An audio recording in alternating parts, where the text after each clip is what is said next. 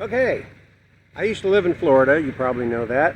When I moved to Arkansas, I had a channel that I just started in Florida a couple months before. It was a home and garden channel, and I had a few videos on there, but I kind of let the channel go when I started this channel. But I hate to waste those videos. They had some good stuff in them. So, I'm going to put them on this channel, and here's one of them. Thanks for watching. Hey, this putt nut here. You have one of these awful ceilings, these nasty popcorn ceilings. I'm not going to take the trouble to take the ceiling down. Too much work. We're trying to get our house ready to sell. But I figured while I'm painting this wall, I'd show you the easy way to do it. So, just get a little paint on the end of your brush like that. Kind of daub it up in there, a little at a time like that. A little more paint. Go back, give it a little heavier coat. Just be careful not to get any up on the popcorn ceiling. And same thing. Daub it a little bit so you don't have too much. Don't be afraid to spread that brush out a little bit. And just daub it up in there like so. Then you go back and hit it with a little extra paint so you have to make sure it's thick enough. You don't want to double coat your trim if you can help it. Just go, same thing, you just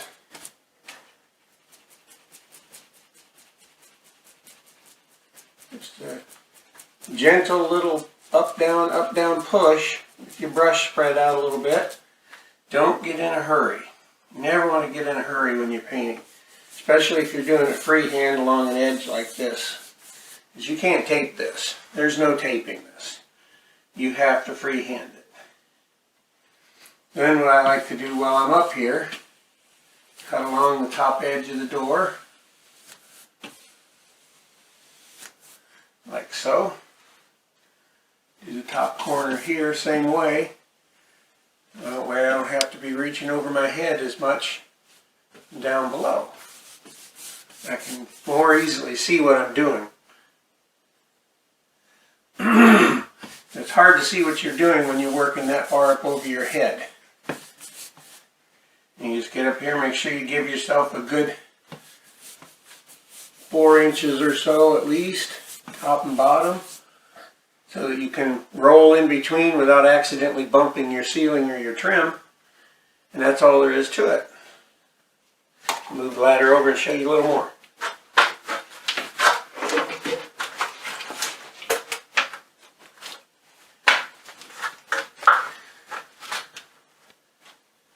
It's the same thing. Just dip your brush in, get a little bit of paint on the end, daub it back and forth a couple of times. You don't want to have a blob on the end of your brush when you do this, or it'll get on the ceiling. And you just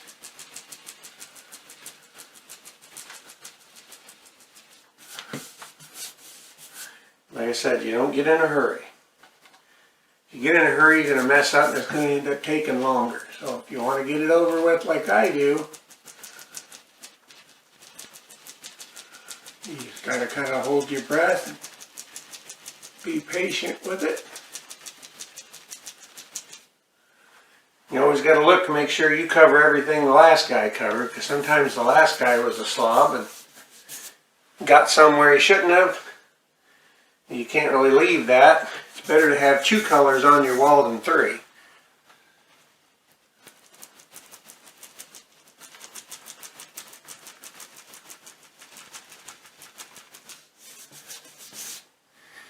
What I mean by that is you don't want to have your ceiling white and your wall tan like we're doing now, with occasional spots of that yellow or whatever you want to call that color that was on there before. And then we'll do the same thing again while we're up here. We'll go along this top edge. I love these top edges. You can do them from the floor. It's not a problem, because no one's ever going to see it anyway. No matter how bad you mess it up, no one's ever going to See it? No one's ever going to care.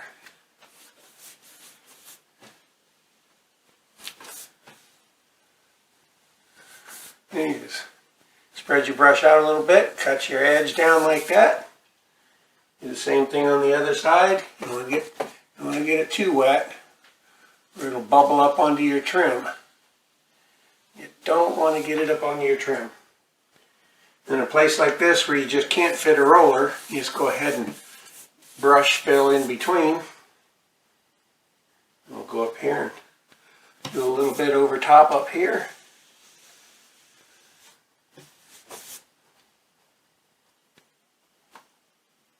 And there you are. That little area there, ready for a roller. You just hit it with a roller between here and there, and you're done with it. Always go back, check, make sure you don't have any drips, any missed spots, any thin spots. Looks good to me. Now, we're getting ready to show you how to paint along a smooth ceiling edge and a little bit down the door's edge as well. But rule number one when you're painting, there's several rule numbers. One, but first you want to get a pretty decent brush. Now you don't have to go out and spend $30 on a brush, but at least spend $10 on a brush. And generally, an angled sash 3-inch brush is going to do whatever you need to do easily. The straight brushes are harder to do edges with because they're straight. So the angle helps a lot, you know, the angle here. But before you start, one of the first things you need to do is take your equipment and rinse it. That way anything in there that paint might stick to will already be wet, which makes it easier to clean when you get done. Now, as with all painting, you take your brush. You can see I already got a little on that side where I smeared it on the bucket, but you dip your brush in, you get about that much. And you tip it back, make sure it's on the brush, and you dab it on the wall so that you don't have a big blob. You don't want to run down either. Then you start up in the corner. Follow the line. Keep it at about a 30 to 45 degree angle. And it kind of follows itself. See how easy that is? And yeah, it takes a little practice to freehand paint. But it sure saves you a lot of time taping. And I hate taping. And the same thing here along this edge. You dip it in, you get like 3 or 4 millimeters of paint. You go like that just to make sure you don't have any blobs on the end that are going to roll up on the other piece, up onto the trim in this case. And then you just do it. Now I'm going a little slower than usual to show you how. But you say, that's not wide enough. Well, that's true. Then you go back, you get you another dip of paint, you go back, and you do a nice wide margin, like so. Make sure you put enough on, otherwise your edges are going to be lighter than where you roll, in which case you're going to have to do them again, which costs you a lot of time. But spread it out good, make sure you get it even. You notice I don't just go over it once, I go over it a few times. The corner especially is a tricky area. A lot of dabbing up into the corner. And make sure you come down at least the width of your 3-inch brush. 3-inch angled sash brush. You'll notice when I go over it again, like this, I'm getting up close to the top, but not all the way up to the top. Because that tiny little edge up there, if for some reason you don't have it thoroughly covered up there, it's so small, it's not really going to matter to anybody. Now, above the doors, that's a lot easier because no one's going to see it if you mess it up. Normally I wash real well above the doors so that I don't pick up any dust. Forgot to do that this time. And this is a laundry room, so that's going to be a problem. But still, make sure you go back and forth over it good so you don't have you don't have any drips. Now you see here I have a couple of spots where it's bare. You might not be able to see them if they're small. But there were bumps that the last guy left on there and I scraped them off. You kind of want to dab over them once. Otherwise you'll have dull spots in your finished coat. So that's what I'm going to do now is coat over a few things that I had to spackle. And away we go. Now what will happen sometimes is even though you dab your thing a little bit, you try to get rid of so you don't have blobs on it. Sometimes when you start coming down the edge, you put pressure on it, you might start to develop a little blob on there. This one of course isn't doing it because I want it to, but if that happens, it starts to get a blob on the side which might roll up onto the trim. You just tap it like that. Take the blob off, keep going. Now don't be afraid to bend your brush a little to get that edge like that. Don't be afraid. There's your blob, see them? Don't be afraid to bend your brush a little to get that edge. You're not going to hurt that brush. Now you don't want to smash your brush, but just bending it a little like that, you're not going to hurt it. That's what it's made for. Okay, and another thing, when you're painting, you can do this with a roller if you're good, but most people aren't that good. Have you ever seen somebody that painted right over a socket? That looks awful, doesn't it? So when you get to one, always nice, a little daub on there. On the top, and on the other side. That does two things actually. Number one, that way you don't have to get as close to it with the roller. Number two, if you put the faceplate back on before the paint's good and dry, which takes a week or two depending on the temperature and the humidity, it will stick. And then if you ever have to take it off for any reason, it's going to tear up your paint. So you want your paint to be good and cured, because it'll dry in an hour or two, but it won't cure for a week or two. And until it's cured, it's not hard. Now another thing, if you have spots like this where something's rubbed on your wall and made it kind of dark, you want to give that a quick cover with your brush while you're doing your trim. That way when you come back to roll, it's less likely to bleed through. Okay, I hope I don't get in my own way too much on this, but when you're freehanding, corners can be tricky. As usual, you dip it in, get a few millimeters of paint, dab it a little bit, spread it around on your brush. Now, you want to start out by just at the bottom, push up into the corner. Once you get in there, wiggle it a little bit, and then pull out.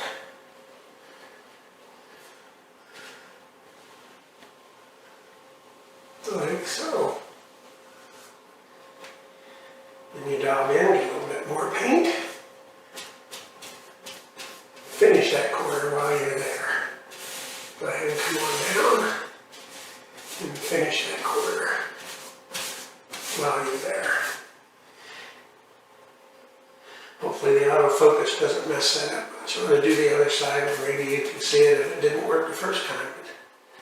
But down below it. Push up into the corner, wiggle a little bit, give it a pull.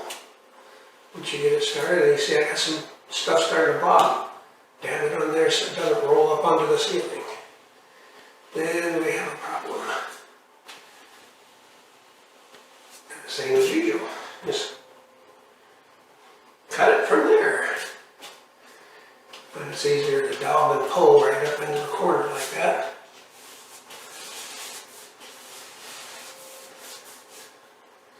And away you go. That's how you freehand cut a corner.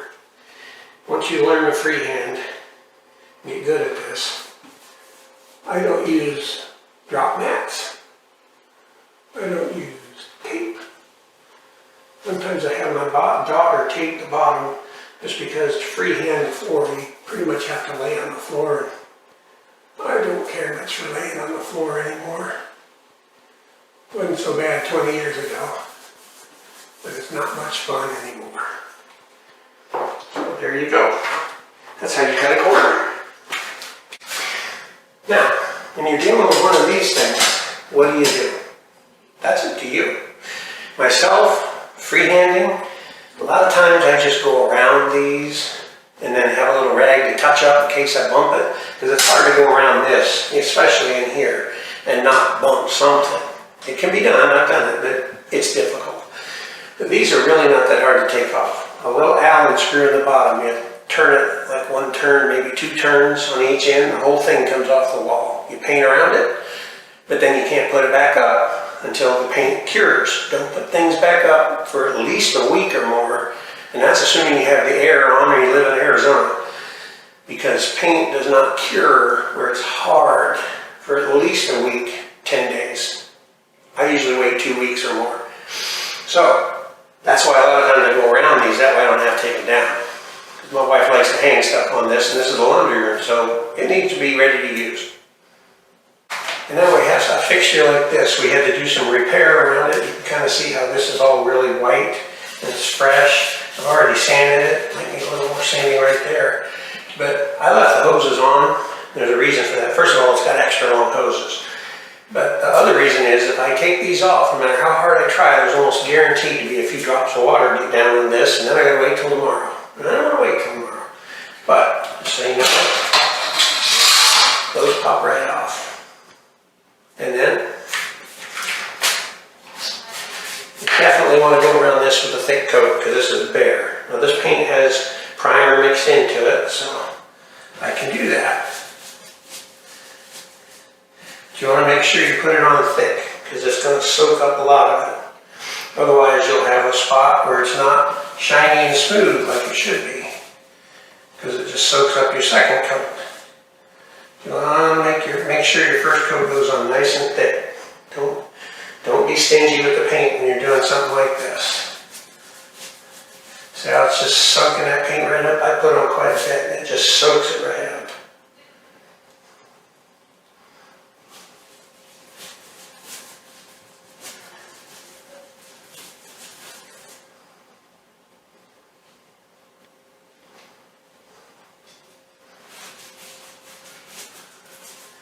And getting back here in the corner, same thing. Nice thick coat back there. Now, if you're planning on doing down by the floor, I'd recommend you get a teenager, if you have one, and have them tape it off for you like so. Just makes it easier. But even if you don't, I did back there this way. If you don't want to tape it, you don't really have to. But I usually use a slightly older brush for the bottom. Basically the same as you do the top and anything else. You get yourself kind of get it pointed, and then you run it along there like that. But see, I don't have to worry about getting it on the bottom because it's been taped, and that's kind of handy. Normally, if you want to freehand around the floor, you pretty much have to lay it on the floor, which is not fun. So, and I usually use a slightly older brush because when you're doing down by the floor, it eats it up a little bit. Yeah, it ends up getting smushed, it ends up getting a little dirty.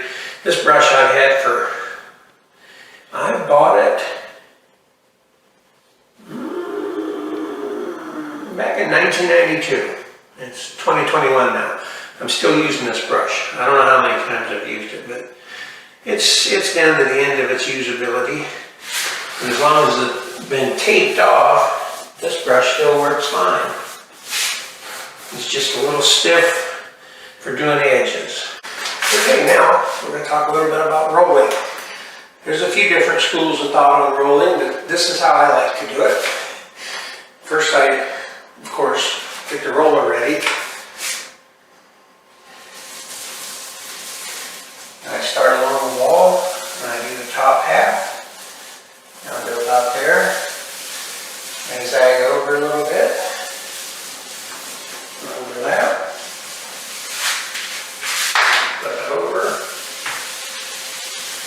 There's a track back here, which you just kind of, like what you see here. That way everything you go over everything several times. Make sure it's thoroughly covered. You don't have any patches where the old color shows through. Now I'm starting to get a little thin here, so I'm just going to come back down where I started. And then what I like to do is come back to the first roll. You can see, I don't know if you can see it, there's a little line there where it doubled over. And you don't put any pressure, you just roll that up to make sure it's smooth. Just like that. Now, one of the things I can tell you, don't go to the Dollar Tree to buy these handles. Or the covers. Don't get a high-end cover, because they're really not worth washing out. So just get you know, the 3 for $7 at Walmart or something. Those are good enough. You want a middle-of-the-road cover because they're better off to just wrap a grocery sack around them, pull them off, and throw them away. I've tried washing them. They don't work right after you wash them, and they are a mess. They make a mess when you wash them, so just throw them away. But the handle, you want to spend more than $10 on the roller handle. It's worth every penny, I promise you. You will never regret it. I know they have them at the Dollar Tree for $1. You're going to struggle so much with those. So spend the money, get a good handle. And this is a nice little extension handle. Push the button. It's solid. And it works great. Screws right on. Just screws right on there. I do window cleaning for a living, so that's what I originally bought it for, but it's better for painting, actually. It's good and solid. So, let me show you how you dip your roller. Anyway, you got your paint in there, and you only fill the bottom half, like you see there. You roll it in, touch it, pull it up, touch it, pull it up, touch it. And you just keep doing that till you get a nice even coat all the way around. You want to make sure it's nice and even, thick, but not dripping. You don't. And once you get it, now see, once you get it where it's good and wet, you roll it on there a few times like that to even it out. Sometimes you might even want to go like that, because sometimes it'll get a little extra on one end. You roll it in there a few times, and then you go up and put it back on the wall. Okay, we're going to go over this again, just to make sure we got it. Now, you'll see here, I'm putting gentle pressure on the roller as I roll. Gentle pressure, not too much. You don't want to go too fast. If you go too fast, you're going to get speckled. Tiny little speckles of paint flying everywhere. Everything in your room, including your face and your glasses, if you wear them, your clothes are all going to be polka dotted with tiny little specks of paint. And paint nowadays doesn't wash out. It just doesn't. So, it never really did much, but there for a while, especially if you use cheap paint, it would wash out. But, I mean, like I said, you go back to your first roll, no pressure. Just make sure you soak up any excess that there might be so that you don't get any rundowns in the middle of your wall, because that will happen. Then you take that excess, and you can usually get one more shot over here.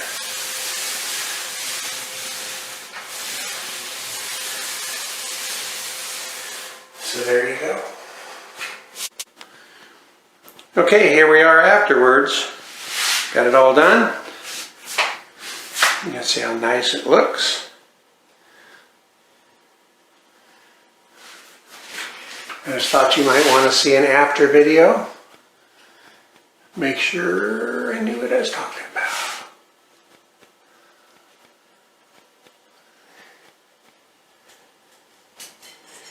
Always do a little extra above and below light switches, because they need to be scrubbed around occasionally, and if you don't, you're going to scrub the paint right off.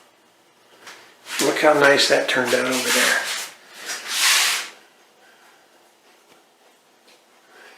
Then I'll put that square thing back up, the trim piece, in a few days when it's had a chance to harden up good. So there you go. That's what it looks like when I'm done.